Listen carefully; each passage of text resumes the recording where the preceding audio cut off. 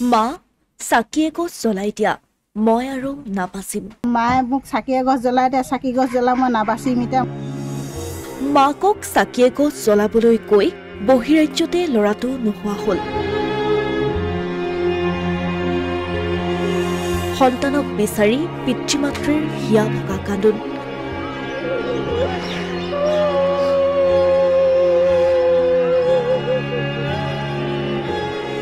আৰক্ষীৰ কাষ চাপিও নাপালে কোনো ধৰণৰ সঁহাৰি। বহিৰাজ্যলৈ কৰ্মসূত্ৰে গৈ সন্ধানহীন হ'ল ৰহাৰ বগলীপাৰাৰ ধীৰু ডেকা নামৰ যুৱকজন। ঘটনাৰ বিৱৰণী অনুসৰি যোৱা ৩০ জুন তাৰিখে ৰহাৰ বগলীপাৰাৰ পৰা ধীৰু ডেকা সেই গাঁৱৰে জোনমণি পাটৰ নামৰ এজন যুৱকৰ সৈতে বেংগালুৰুলৈ কৰ্মসূত্ৰে ওলাই গৈছিল। কিন্তু বিশাখাপট্টনমৰ এটা ষ্টেচনতে নামিছিল ধীৰু আৰু সেই ষ্টেচনৰ পৰাই নিৰুদ্দেশ হৈছিল ধীৰু। শেষবাৰলৈ মাকলৈ আহিছিল এটা ফোন। মাকক কৈছিল, এগছ চাকি জ্বলাই দিয়া মা, মই আৰু জীয়াই নাথাকিম চাগৈ। এনে ফোনৰ যোগাযোগ কৰি গৈয়ে আছিলে। একে লাষ্টত কৈছে বোলে মায়ে মোক চাকি এগছ জ্বলাই দিয়ে, চাকি গছ জ্বলা মই নাবাচিম, এতিয়া মই জীয়াই নাথাকোঁ, মোক পালে বুলি কৈছে। তাৰপিছত সেনেকৈ কৈ গ'ল। তাৰপিছত আকৌ কৈছে কি মায়ে বোলে মোৰ বোলে এনেকুৱা তেনেকুৱা হৈছে। পিছত কৈছোঁ মই বোলো হেৰি ল'ৰাটোক সুধিছোঁ কি হৈছে কৈছে কি মই যিটো ল'ৰাৰ লগত গৈছিলি তই সেই ল'ৰাটো হেৰি কৰ বোলো। কওঁতে কৈছে কি মই যিটো ল'ৰাৰ লগত আহিছোঁ কৈছে মোক এটা কথাতে মই তাক বেয়া পালোঁ কি মই আজিলৈ এতিয়া তালৈ দিবই পৰা নাই এতিয়ালৈ, তেনেকৈ কৈছে। কিন্তু আচৰিত কথাটো হৈছে যে যিগৰাকী জোনমণি পাটৰৰ সৈতে ধীৰু ডেকা ঘৰৰ পৰা কৰ্মসূত্ৰে ওলাই গৈছিল, সেই জোনমণি পাটৰ ৩ দিনৰ পূৰ্বেই ঘৰ পালেহি। কিন্তু এতিয়ালৈকে এবাৰো ধীৰুৰ পৰিয়ালৰ সৈতে যোগাযোগ নকৰাৰ অভিযোগ পৰিয়ালৰ। 30 তাৰিখে ঘৰৰ পৰা ওলাই গৈছিলে বেংগলোৰলৈ, বিশাখাপট্টনমৰ পৰা সেই তাৰ পৰা নাইকিয়া হৈ আছে। আজিলৈ কোনো যোগাযোগ নাই।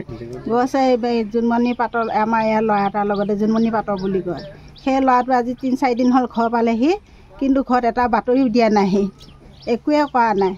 আৰু কি কৈছে কি ধৰিছে সিহে জানে। ঘৰত কিন্তু খবৰটো দিব লাগিছিলে, কিন্তু আজিলৈ একোৱে কৰা নাই। এই যে জোনমণিৰ লগত গৈছে তেওঁক কিবা সোধা পোছা কৰোঁতে তেওঁ কি কয়? সোধা পোছা ঘৰত অহাই নাই। তেওঁ মানে বেলেগ ল'ৰাবিলাকে সুধিছে, কিন্তু এবাৰ কয় পাহাৰৰ ওপৰত উঠি থকা বুলি, এবাৰ কয় গাড়ী পে হেৰি কৰা বুলি, এবাৰ কয় বোলে চিকেট খাব যাওঁতে নাইকিয়া হ'ল বুলি। যিটো ষ্টেচনত পিছত ৰখিছিলে সেইটো ষ্টেচনত যি দৌৰিলে আৰু বিচাৰি নাপালোঁ সেনেকৈ কয়। কোনো মানে কথা এটা ভৰসা নাই। এইটো এটা কৈছে, সিটোক এটা কৈছে, সিটোক এটা কৈছে ল'ৰাজনে। ইফালে পৰিয়ালৰ লোকে আৰক্ষীৰ কাষ চাপিছিল যদিও বৰ্তমানলৈকে আৰক্ষীয়ে দেখুওৱা নাই কোনো ধৰণৰ সঁহাৰি। এই অভিযোগ পৰিয়ালৰ। থানাত যোগাযোগ কৰা হৈছে? যোগাযোগ কৰিছিলোঁ, কিন্তু থানা কোনো এজাহাৰ নলয়। দৰিদ্ৰ পৰিয়ালটোক দুবেলা দুমুঠি ভালদৰে খুৱাবলৈ, এযোৰ ভাল সাজ পিন্ধাবলৈ অথবা উৰুখা পজাটোত দুচলা টিনপাত দি কেইচপৰামান ইটাৰে গঠাৰ সপোন বুকুত বান্ধি বহু অসমীয়া যুৱক বহিৰাজ্যৰ কোম্পানীত শ্ৰমিক ছিকিউৰিটি গাৰ্ড হ'বলৈ ঢাপলি মেলে। কোনোবা নিৰুদ্দেশ হয়, কাৰোবাৰ মৃত্যু হয়।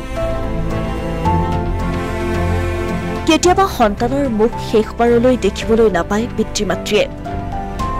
কিন্তু এই পৰিস্থিতিৰ বাবে দায়ী কোন? ইফালে পৰিয়ালৰ অভিযোগ অনুসৰি আৰক্ষীৰ ভূমিকাও হতাশজনক। এজাহাৰখনকে গ্ৰহণ নকৰিলে আৰক্ষীয়ে। এতিয়া কলৈ যাব, কাক সুধিব? কোনে পুত্ৰৰ সন্ধান দিব এই দুৰ্ভগীয়া পৰিয়ালটোক? নে পূৰ্বৰ দৰে এইসমূহো একোটা উত্তৰবিহীন প্ৰশ্ন হৈয়ে ৰৈ যাব? অসমীয়া প্ৰতিদিন ডিজিটেল সংবাদ, ৰহা।